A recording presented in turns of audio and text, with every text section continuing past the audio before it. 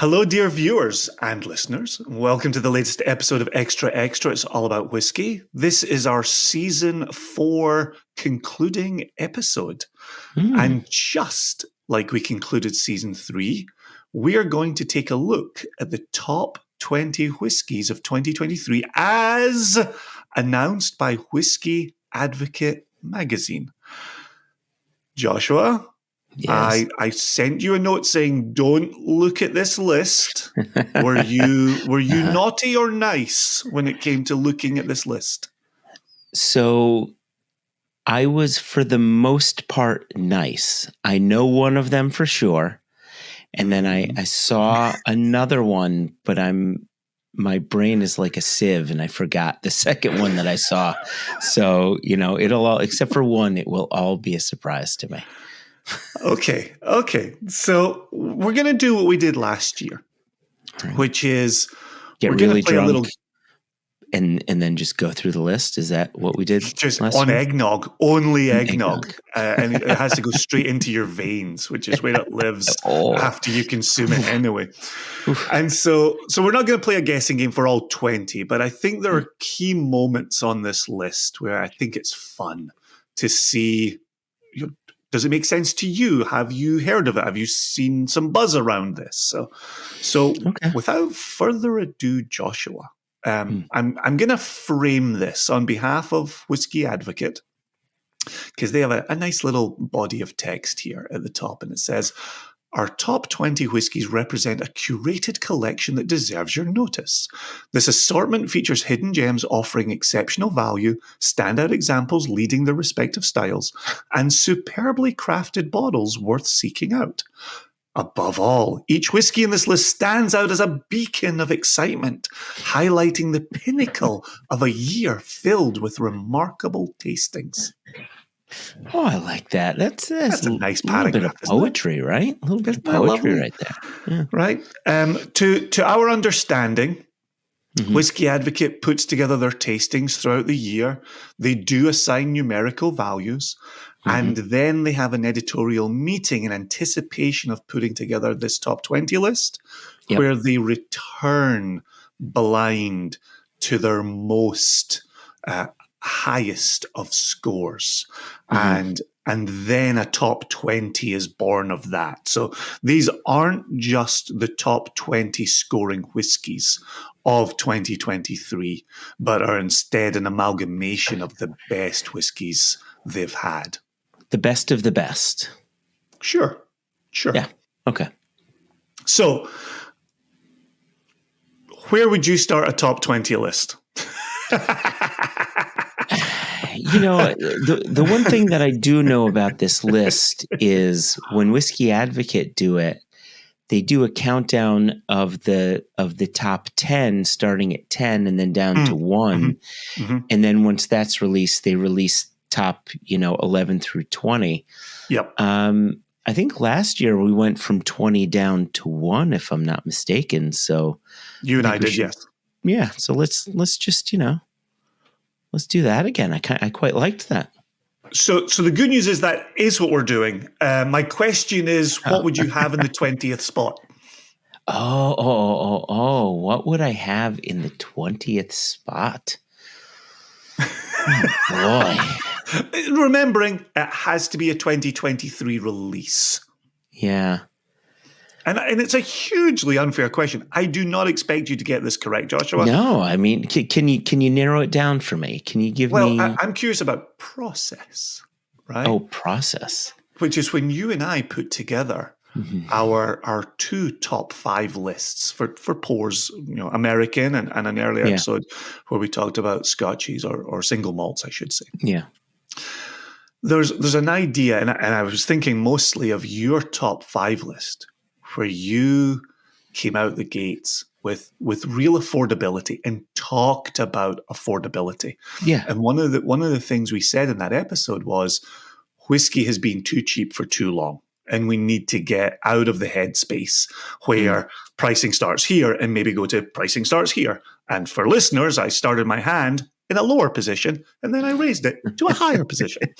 And so essentially Whiskey Advocate opens up their top 20 with a $25 American whiskey. Oh, there you go. Okay, you know what? I like that. I like that it's kicking off with affordability, with shareability, right? Right. That's quite nice. There's something about spending $25 and pouring it for friends, and spending $225 and say, okay, let me narrow down the field of friends that I'm going to be pouring this for. So that $25 could be spread far and wide. So $25 in American whiskey.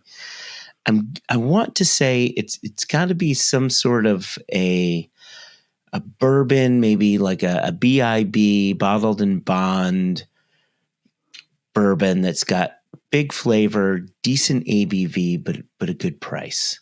So I'm glad you said all of that, because you're super close on all of it without being right on any of it. But horseshoes and hand grenades. But with that said, it is 49.5% instead of a bottled in bond 50%. The title of it has 99 in it to reflect that 49.5%. It is a straight rye whiskey out of Kentucky. Jesus. And it is $25 a bottle, as previously said. And it scored 92 points when tasted this year. Okay. Do you want to know what it is? Can you get this process started?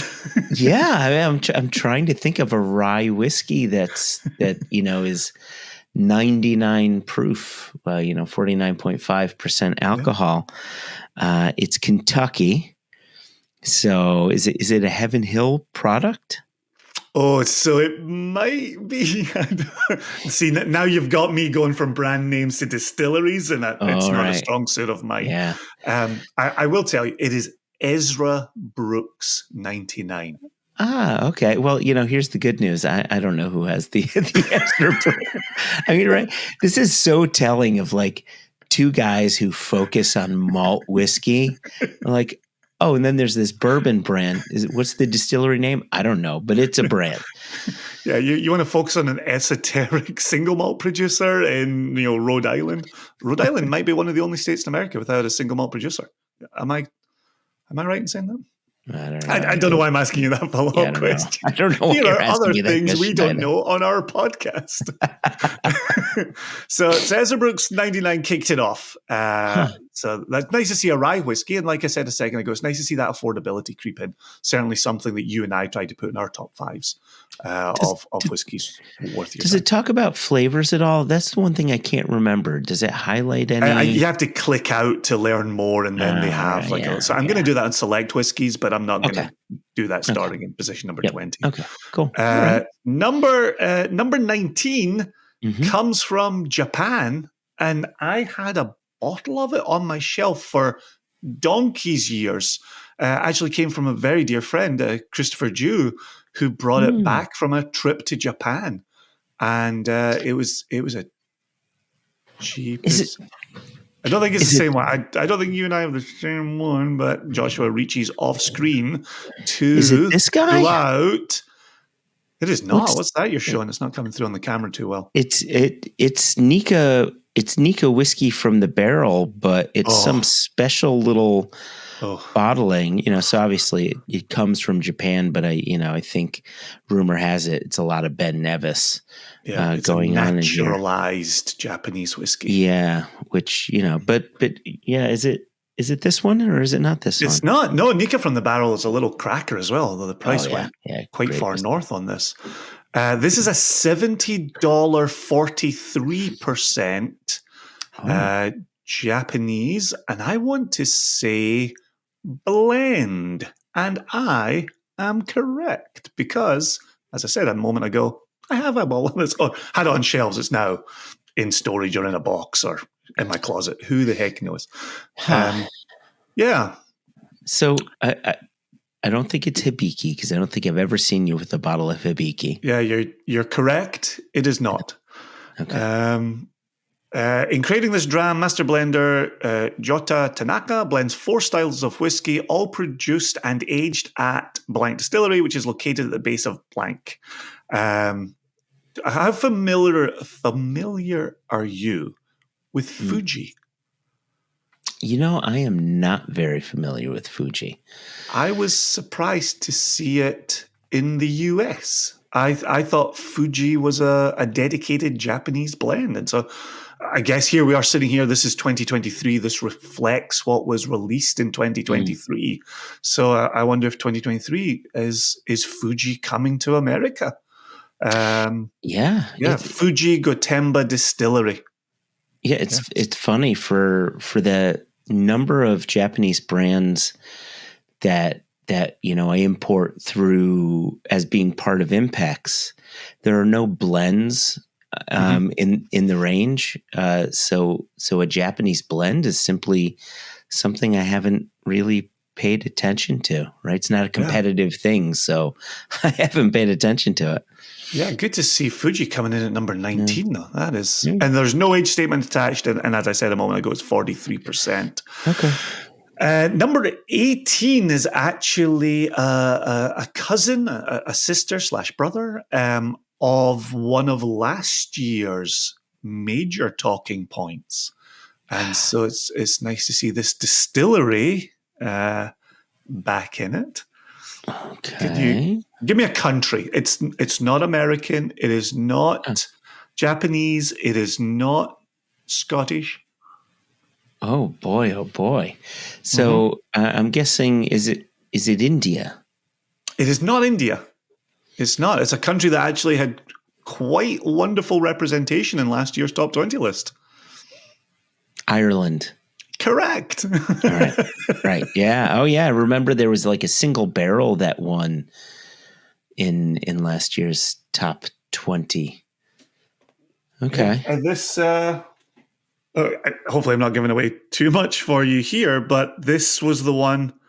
Oh, that's a different bottle. The one that I'm thinking of, Jason Ricci's off screen.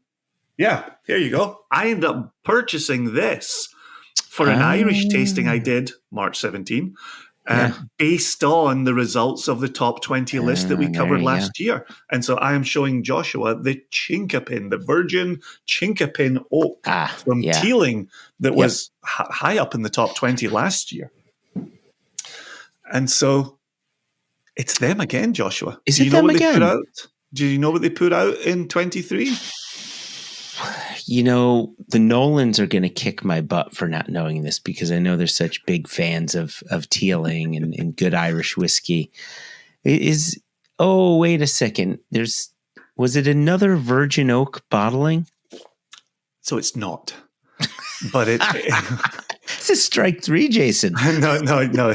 So no, you were right. It is Virgin. It's Virgin Portuguese Oak. The trouble for my brain is once I read Portuguese oak, I totally forgot about the word virgin and substituted SDR. So my brain played a trick on itself. So it's actually 72 Virgins Oak. It wouldn't. Yeah, I'm not going to get into those jokes. It scored 93. It's 93 Virgin Portuguese Oaks, Joshua. Is it single malt? Is it pot still? Is it grain? What type of Irish whiskey? Irish single pot still. Okay, so malted and unmalted barley, pot still, 46%. 50. 50. Yep. There you go. And $100. I think when I got the Chinkapin, it probably cost me 110 because I was doing it after the awards. After it made a top 20 list. But I thought 110 was reasonably close to the 100 that it came in at. So congrats to Teeling on that one. That's lovely back years. Well done. Yeah, great people, great whiskeys. We then go to Canada for number 17. I'm kind of scanning the list to see the countries. 17 is in Canada. So there was Yeah, go ahead. Let me tell you a story, Joshua. Go ahead. There was once a gentleman, and I'm using that term very loosely, from Nantucket, who highly rated an offering from this distillery, and it just about killed the annual review of whiskies that he put out. He was then responsible for putting some other nails in the coffin of the end of that. Well, that's a story for another day. Can you imagine a return of a distillery that nearly led to the demise of a whiskey ranking? So firstly, using that term "gentleman" That's what I'm saying. really, really loosely. That's what I'm saying. So is it a Crown Royal again? It is a Crown Royal. Oh my gosh. But it is not Northern Harvest. Oh, is it the apple one? This is Crown Royal Noble Collection Barley Edition. Ooh, okay. Yeah. All right. 45% alcohol, $80 a bottle, scored 93 points. And is the final limited edition release in Crown's Noble Collection. Okay. Listen, I think it's nice that Canadian whiskeys are getting some nods. We've got friends here in the Northeast, Nick and Zach Taylor, who have Found North, and they do independent bottlings of exclusively Canadian whiskeys. They're really trying to shine a light on some of the beautiful spirits that are coming from that country. So, it's nice to see this Crown Royal get a nod here. It's nice to see Nick and Zach doing what they're doing, and there's plenty of others too. So, it'd be nice to see more attention being paid to good Canadian spirits. So absolutely checks out. No, beautifully said, Joshua. There's my Hanukkah gift to you. There you go. A day late and $1 short. Okay, so we then, and this is very, well, I guess it's got a different title to it, but the branding is very well known on this one. And I'll give you one clue here. So our first four, we went Kentucky, Japan, Ireland, Canada. We are returning to one of those four for spot number 16. Which country do you think we're returning to from those first four? I want to say we're returning to America. Incorrect. I want to say we're returning to Japan. Incorrect. I want to say we're returning to one of the other countries mentioned. Were you just naming the ones you could remember?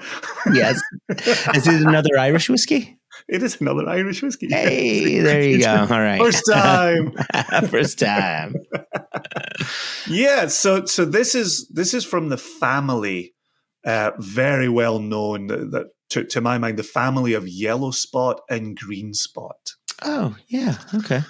Right. Very, very well regarded, very well spoken about. It tends, I sometimes find it as the beginning of moving away from the Jamesons and the bottled Middleton brand, right? It's that beginning of here's another thing you could be drinking.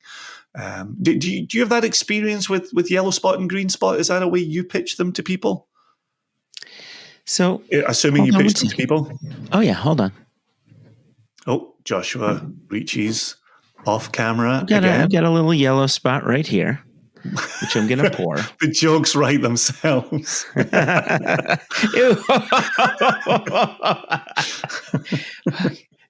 You just wrote a joke for yourself on that one. Is this year's winning bottle the brown spot? What is it? Oh, Joshua, we have gone sophomoric. Listen, whenever I pitch Irish whiskey to those people who only know Jameson or only know, Middleton as like the ultimate of the Irish whiskeys, I usually pitch Redbreast.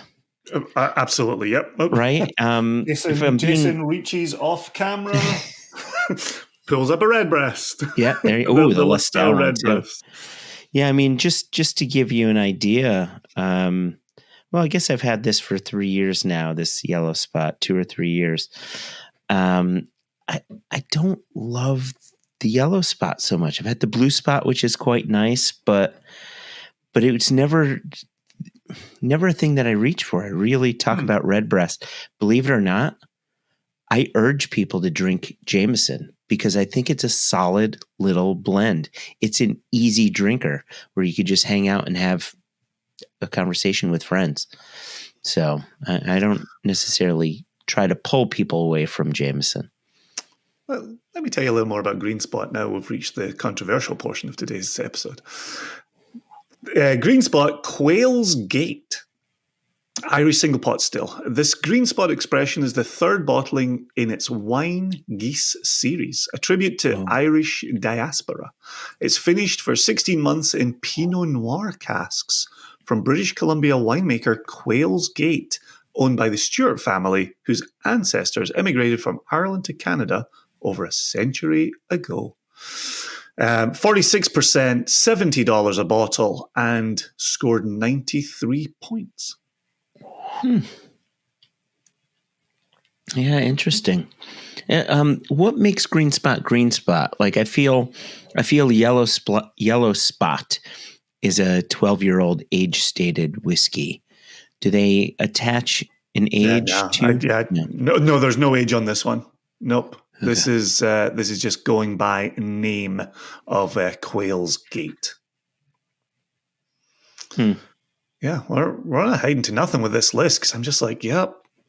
What's the difference there? An Irish pot still? All right. Okay, let's go number 15, Joshua. Okay. I'm ready. I can't even imagine what I would say to you to have you guess this. It's from Colorado. Tell me all the things you know about Colorado producers. So I know of Stranahan's and I know Breckenridge. Mm-hmm. And neither of those two. And then I know you can get the Silver Bullet from Colorado. Coors, that's a beer. Okay. You had me racking my brain there. It's not a werewolf killing apparatus. I'm just talking beer. Like Stranahan. I know Stranahan's and I know Breckenridge. And I return to Stranahan's quite a lot. And I don't have any Breckenridge here, but that's what I know. Yep. So what Whiskey Advocate knows is this is a high malt bourbon that's part of Colorado whiskey maker Old Elk's cask finish series. And this is port finished high malt bourbon. Old Elk. Isn't Old Elk the MGP brand? 54.05%. I'm sort of struggling looking at my bottles here, but I thought Old Elk was an MGP brand. Yeah, I don't know. This is going with Colorado whiskey maker Old Elk.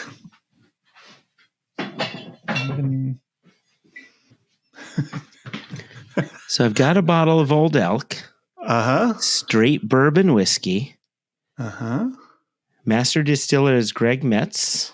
It's been signed. Same signature on this bottle at number 15 in the top 20 list. Bottled by Old Elk Distillery in Fort Collins, Colorado. However, I'm near positive this is MGP. Near positive might not be enough for us to make a claim on extra. I'm like almost positive. To be clear, listeners and viewers, we are not positive at all.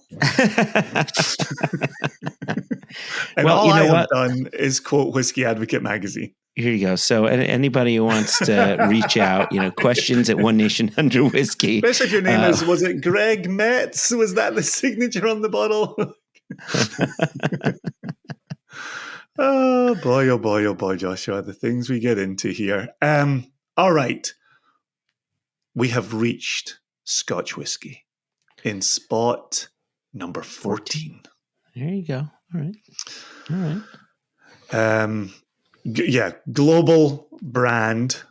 Again, this one does have an age statement, but it is another finished whiskey, coming in at 43%. And if I tell you it's £55 $55 a bottle, you're going to get a sense of the size of production. So I think we've really whittled this down to perhaps 3 guesses. It's either Glenfiddich, Glenlivet, or the Balvenie. It is one of those 3. It is one of those 3. Hey, things that have been released this year. I think I want to rule the Balvenie out. I think that's okay. I will allow you to do so. Yeah. And I'm trying to think of things that have been released this year.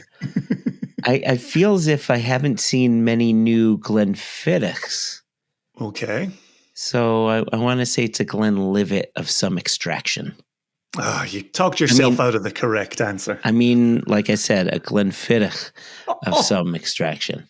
That's what I meant to say. You, sir, are exactly correct. First time. It is Glenfiddich 12-year-old Amontillado Sherry Cask Finish. Scored 93 points, and as I said, 43% alcohol and $55 a bottle. Isn't that something? I bet you Jess has had that one. She loves Glenfiddich. Oh, she's well up on our Glenfiddich. Yeah. She's well up on our Scotches, to be fair. Well, I mean, there are few people who are as well up on their Scotches compared to her. In the interest of a tight 35, I'm gonna quickly blitz through a few bottlings here. I'm actually gonna bridge from Scotch to Scotch. So position 13 had something I've simply never heard of, which is Hemingway Signature Edition. It's a rye produced, Indiana and Kentucky rye going into Hemingway Signature Edition. It scored 94 points, 51% alcohol, and $80. There's then Blue Run Trifecta in position number 12. Which is Kentucky. It's a bourbon, right? It says here, at the helm for Blue Run Spirits' Whiskies are whiskey director Shaylin Gammon and liquid advisor Jim Rutledge, who demonstrate their mastery with this blend of 3 Kentucky bourbons aged 6, 8, and 9 years. So that's Blue Run. You don't know Blue Run? No. I feel like they might have been on last year's list because I feel like we may have had a similar conversation to, you haven't heard of them? Another returner from last year's list is Barrel Craft. And Barrel Craft Spirit's 6-year-old cask strength, batch 35. It's Indiana, Kentucky, and Tennessee. Whiskies, 58.75%.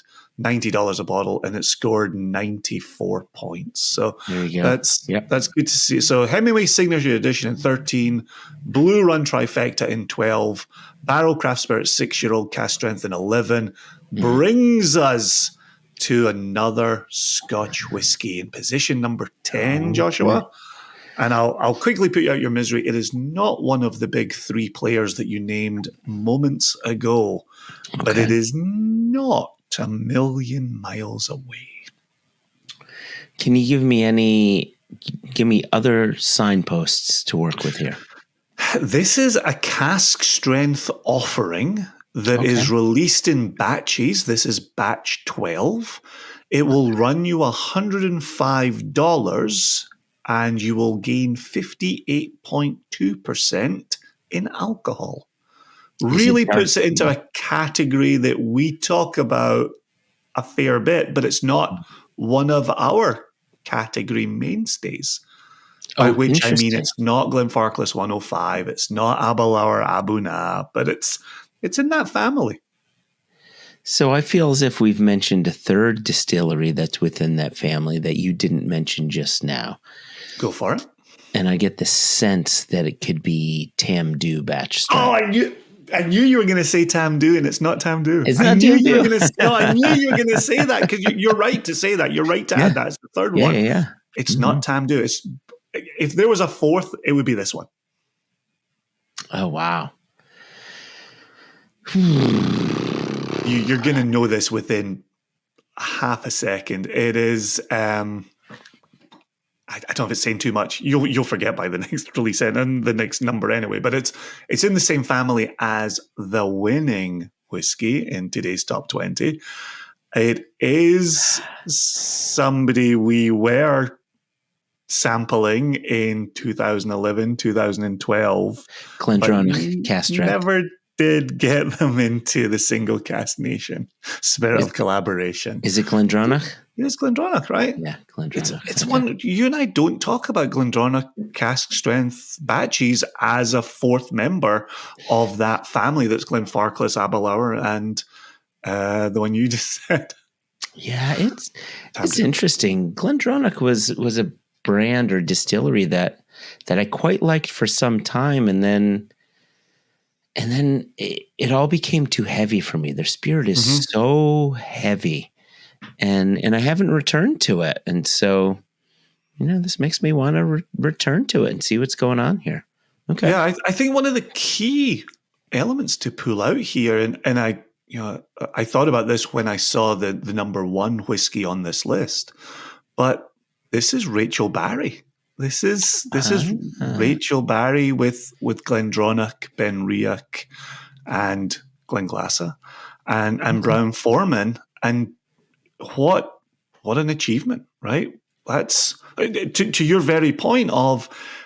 Yeah, I've never really been a Glendronach guy. There have been some of those really special ones when they were aging down, and those became some special bottlings. And I own one. I looked at it just the other day. It was a gift from you, Joshua.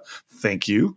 You're welcome. And then Glendronach just kind of went away a little bit. So to see it return here is really positive. I would definitely venture into the world of a Glendronach cask strength batch 12 purchase on the strength of this award or on the strength of this accolade.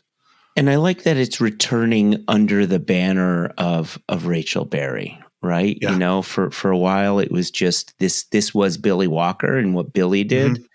And so it's good to see that, she's become a steward of that and created something that is obviously turning heads. So that's good to hear. Good on her. Yep. Yeah, I really do. I tip my cap on the strength of that one. Number 9 returns us to America, puts us in Kentucky, Joshua. Recently sold a large production facility, not named Wilderness Trail.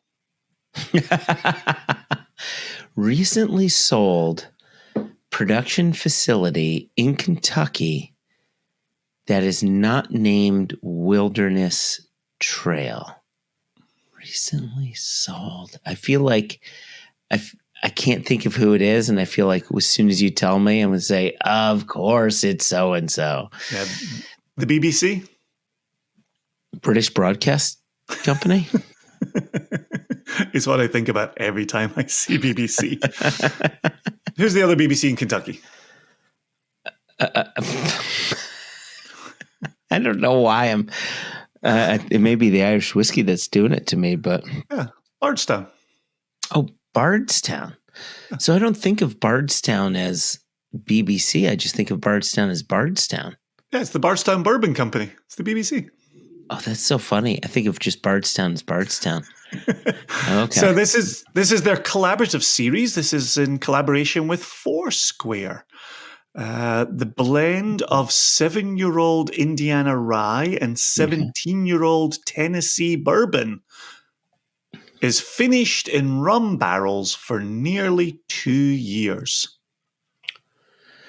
Wow. That sounds very, very interesting. Yeah, 7-year-old Indiana, 17-year-old Tennessee, and then 2 years in ex-Foursquare barrels. Yeah, interesting. It comes in at 53.5% alcohol, which is a nice number to see for sure. The price tag is $160, which you bring in a 17-year-old Tennessee whiskey here. The prices are going north, but there you go. we we try not to complain about the price of whiskey while complaining about the price of whiskey. I will try to do better. 160. Good luck to you. Go get it. Number 8 brings us back to Scotland and is the third whiskey that I thought was going to come out your mouth when you said Glenfiddich and Glenlivet, and then you zigged over to Balvenie, which I thought was fair. But this is always my third when making that top 3 producer list in Scotland. Oh, I see. So my top 3 were Glenlivet, Glenfiddich, Balvenie, and you're saying the third. So it's not one of those 3. It's another one, but it's another one of the big 3. Yeah. When you say, okay. Yeah. It's the one I would sub Balvenie for. I would keep those other 2, but I would sub Balvenie for this distillery. Oh, that's very, very interesting. Huh. Is it a Space Cider? No, it's a Highland. It's a Highland. Okay. Is it a Glenmorangie? Exactly. Yeah. There you go. Okay. Yeah, non-controversial position from Jason. Is it the Glenmorangie Forest? It is a Tale of the Forest. 46% alcohol, $102. Scored 94 points.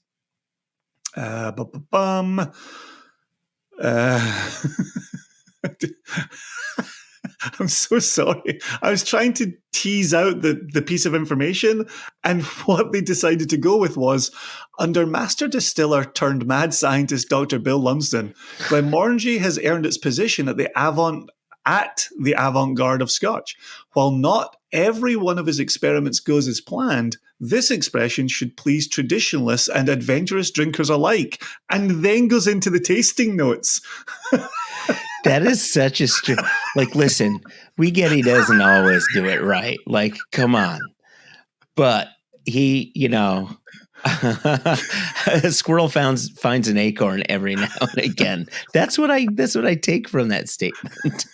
While giving this whiskey the number 8 spot, right? It's not even like, yeah, he hits, he misses, and this year he made number 20. It's like he hits, he misses, and this one's a cracker. You should buy it. So what do you know of Tale of the Forest? That I have a bottle in my kitchen. Do you know what? That didn't make it into the Whiskey Advocate write-up. And it made it into Joshua Morrissey Hatton's kitchen.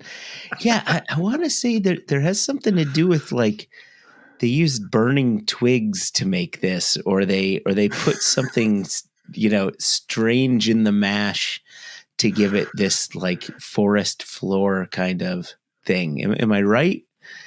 Yeah, I don't know. Whiskey Advocate haven't told me. They've just said, Bill Lumsden, he's kind of hit and miss.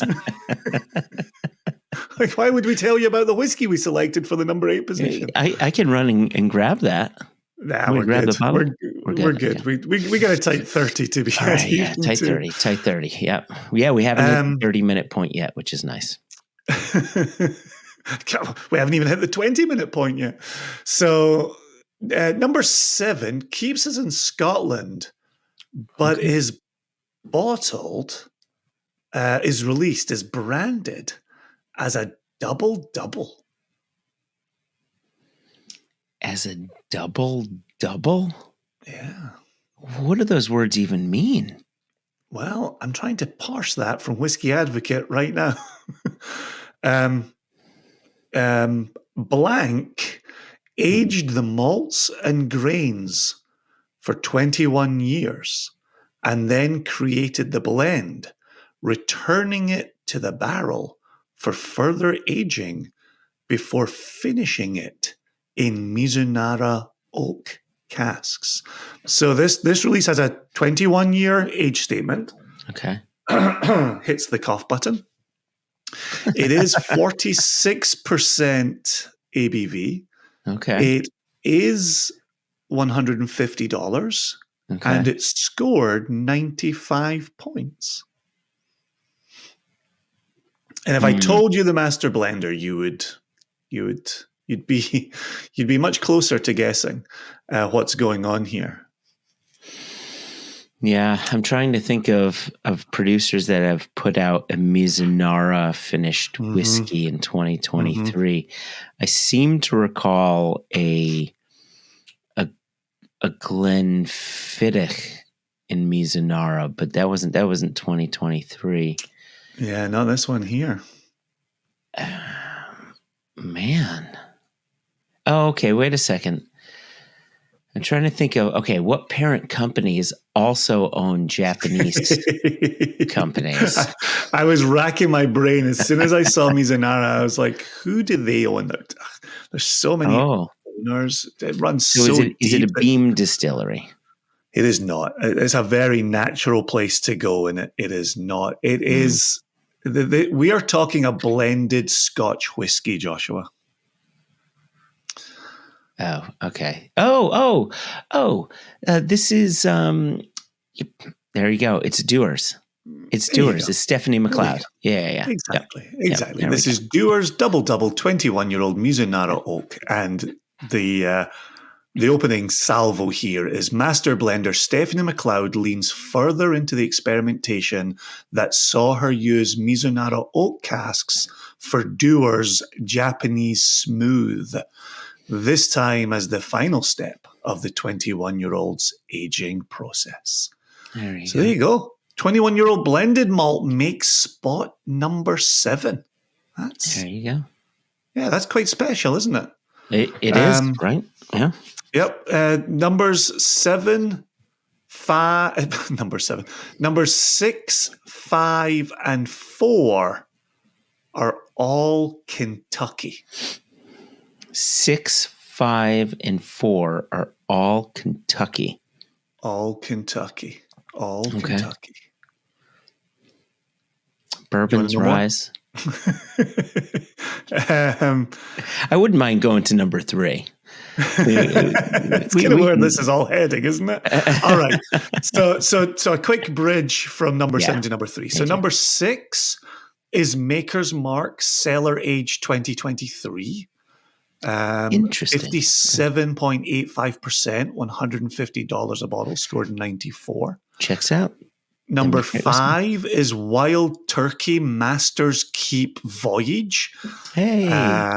53% alcohol, $275 a bottle, scored 95 points. And number 4 is Little Book, Chapter 7, titled In Retrospect.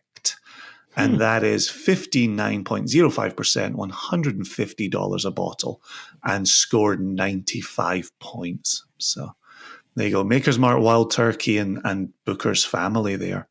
There you go. Isn't that something? I'll take it. I mean, listen, all 3, I mean, Maker's Mark, Wild Turkey, great distilleries. The Little Book blends have been fantastic stuff. So yeah, spot on.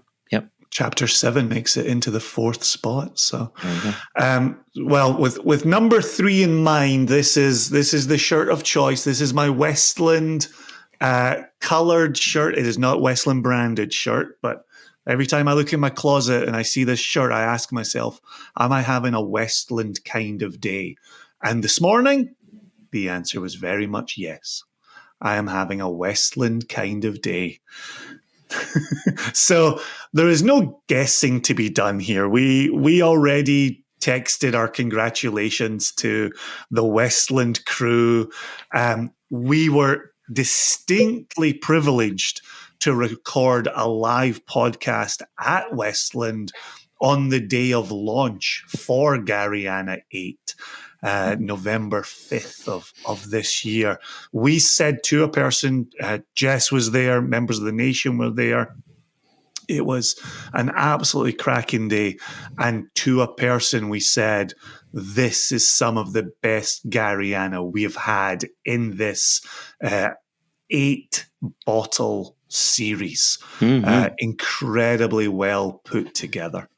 And so I'm ecstatic to see it get number 3, American single malt whiskey. Now, to my mind, this is the only American single malt whiskey in the top 20. And, last year we had Westward in position number 4. If memory serves, the westward cask strength was in position number 4 last year. There you go. So it's nice to see a return of American single malt to the top 5 section, the upper echelon, right? And here we are. We moved up a notch. We went from number 4 to number 3, and I'm with you. Being part of that launch, the fact that Westland adjusted their launch day to go around our live podcast was prettyছিল, And did they adjust their launch day, or did we adjust the day we were recording the live podcast? Oh man, now you have me remembering things potentially wrong, but oh boy, yeah, maybe we adjusted ours, but I don't think we did. I feel like it was a little from column A and a little from column B. There you go. But like any good collaboration. But you're spot on here. When we tasted it on the day, we said, "Wow, this is some of the best Garyana that we've had." And they added in some PX sherry into here, and just some lovely cask usage. So yeah, really happy with this one. Yeah. Oh gosh, this actually has a video. I'm not going to play it, or this recording will crash. That's good. Here's what Whiskey Advocate says this. This is Seattle, Washington-based Westland's 8th Garyana release, and it just keeps getting more graceful. I agree with that statement. This is a graceful whiskey. That's a nice statement, isn't it? That was really measured. Yeah, very happy with that. This is 50% alcohol, $150 a bottle, and scored 94 when reviewed by Whiskey Advocate. And just super excited. One of our long-time collaborative partners and a group of people with whom we thoroughly enjoy collaborating. And sold out our selection from Westland. The fact that Single Cask Nation can only sell Westland Single Cask via lottery shows that the nation feels similarly about Westland. And we were there on the day selecting 2024, an early 2024 release. But this isn't about Single Cask Nation. This is about Westland Garyana, number 8, getting 3rd spot in Whiskey Advocate's annual top 20 list. Brilliant achievement. And I tip my cap. Number 2, Joshua, this is another batched cask strength out of Scotland that has come upon my radar in the last year thanks to my group on the Palouse. My Whiskey Society has brought this to my attention as something very worthwhile. And I tasted batch 2 or 3 and said, oh yes, now in position number 2 with Whiskey Advocate is batch 4. So this really has legs, really has staying power, and really needs to be on a shelf. So I loved seeing this in the number 2 position. Is it a single malt, blended malt? Single malt from a distillery that I would say went into the wilderness a little bit, in my humble opinion, really became a staple of travel retail. And what was going into travel retail was not designed for me or you or our ilk.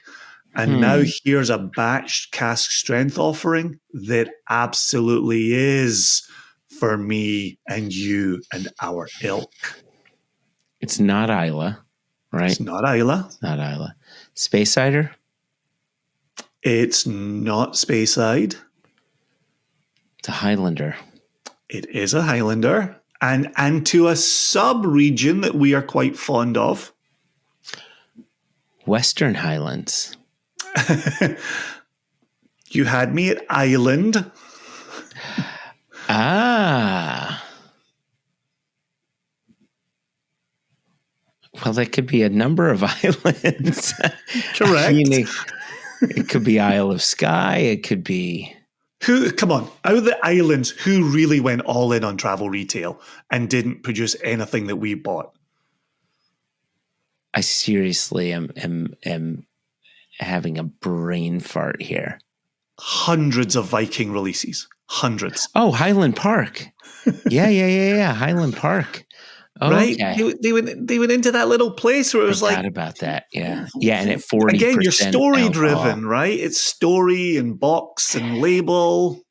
Yeah, 40% alcohol. And then they released a series of single casks with ridiculous high ABVs that I also felt it didn't always hit the mark. And so here we are at a batched cask strength offering. Which is why I was originally hesitant to jump into this batch cask strength, because it too has got very high ABVs attached to it.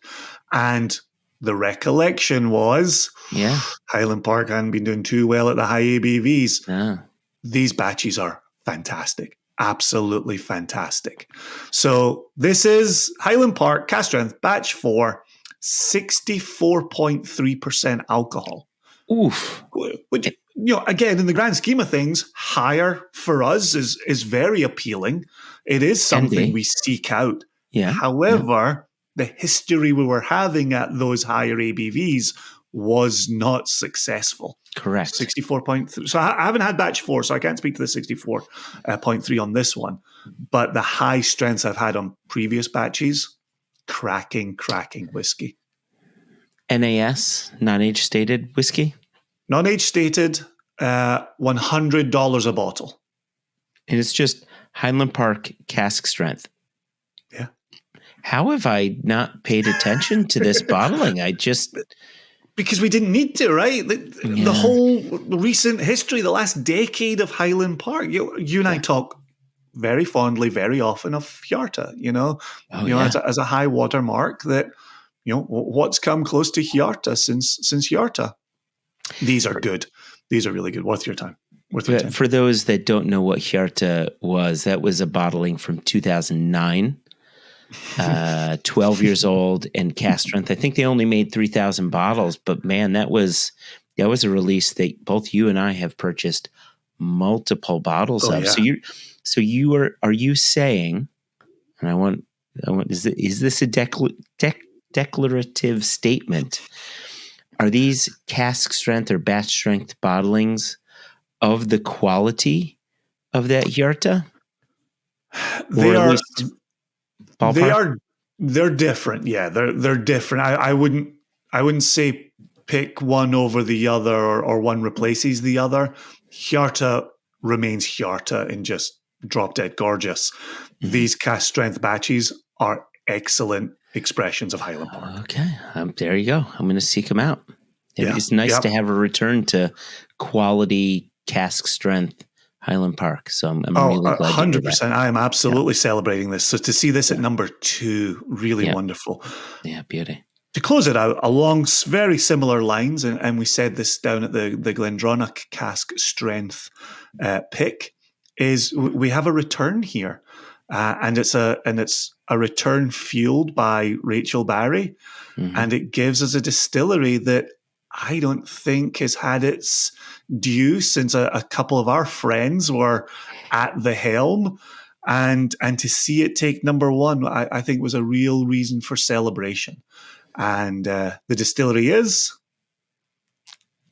I know what it is because now I remember. This was the one where I said, and then there were 2 whiskeys, but then I forgot one, and now I remember. It's Glenglassaugh with the Sandbed bottling. Right. Is it Sand End? Sand End. Yeah, thank you. Sand End. And imagine having a number 1 winning bottle that comes in at $70. Right? That price, as we said last year, that price is going to go up. But what a great spot for it. I love the new packaging. I love the twist on the bottle. I don't normally like flange around the cork. I like the flange on this. I think it works. I think the packaging is very nice. The label is real standout.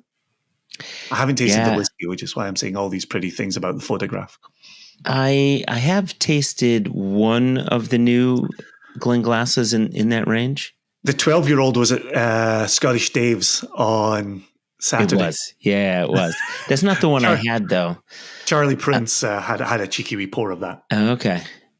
Yeah, because we were talking about Sand End and we were talking about this award, and we saw the 12-year-old sitting on the back bar. Okay. Yeah, the Glenglassaugh distillery has had such a spotted history of being open and closed, and their liquid being desired and not desired for this blend or that blend. And then in 2008, our dear friend Stuart Nickerson reopening it and hiring Ronnie Rutledge to be his right-hand person in this. Absolutely.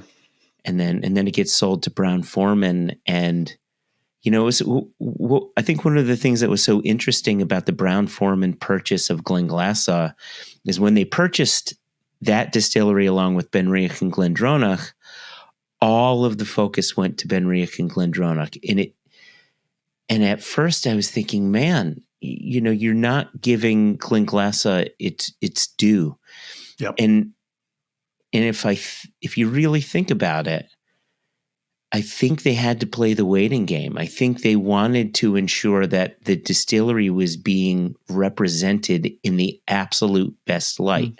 Obviously, some of that is liquid and perfecting the liquid, but then a lot of it is in this packaging that you're talking about, which is incredibly attractive and I think complements the spirit inside really nicely. And here we are, another win for Rachel Berry and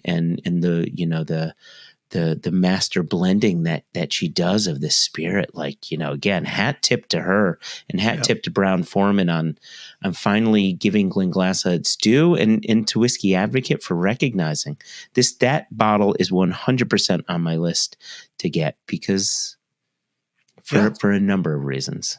And 50.5% alcohol, right? $70. Right? It's another higher strength Highland whiskey. I think that is my takeaway from the top 20 list. Last year we talked about how much Irish was on the top 20 list. For me this year it's the Highlanders. Look at these Highlanders coming out and taking terrific awards and getting eyeballs within the Scotch category on a region that kind of lost some of its footing to Speyside, and now the coastal Glenglassaugh, Highland Park coming in there, really, positions 1 and 2. That's really great to see. Yeah, really. Especially seeing, the past 8 years or so, the number one spot or the spots very close to number one have been focused more on American whiskeys. Absolutely. And so to see a return to single malt Scotch whiskey, capturing the helm of both the gold and silver first and second spot is quite nice. And the Glenmorangie, number 8 spot. There you go, the Glenmorangie. 3 Highland Scotchies in the top 10. Okay. Last year I came to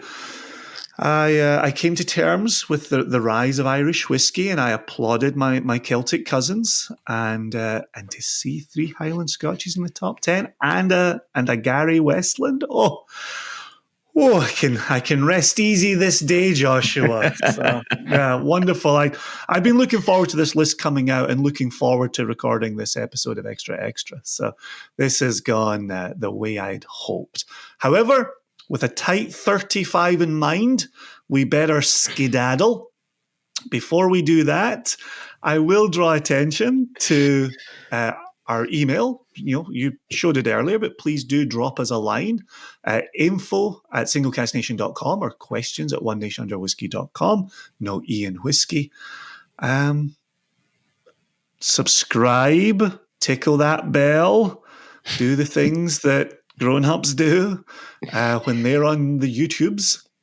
Yeah, and we're presenting a list of the top 20 bottles of Whiskey Advocate, which is usually like a shopping list for people, right? They wait for this and say, okay, for sure. There's no what doubt. New bottle or bottles am I going to get? God, yeah. when you do purchase the bottles, if you chose to purchase any of them, again, we're not, we're not the salespeople for these at all. We just think it's a fun list to go down. But when you do, and when you open those bottles, we just want you to please drink the whole bottle responsibly. Very well said. Very well said. All right. Well, that's it for season 4. It is in the bag. We will have our own year in review in the next episode of One Nation Under Whiskey. Please tune in for that. There'll be significant dramming going on there. Oh, yeah. I'm looking forward to that recording as well. So there's a couple of strong ones to close out the calendar year. So I will wish listeners and viewers of Extra Extra a warm and happy festive season, an end of year period. For those in greater difficulty around the world, we will raise a glass to peace and hope that we see it sooner rather than later. And we will continue to bring people together in the name of whiskey and in the name of community. So, Joshua, I toast you, and I toast our listeners, and I toast our friends around the world. And did you think if you just put your hand up to the camera that you're going to Photoshop a glass in my hand in post, right? So there we go. Here's a teeling for the season. There you go. Cheers, everybody, and peace. Peace. Hey, balloons of peace. Balloons of peace.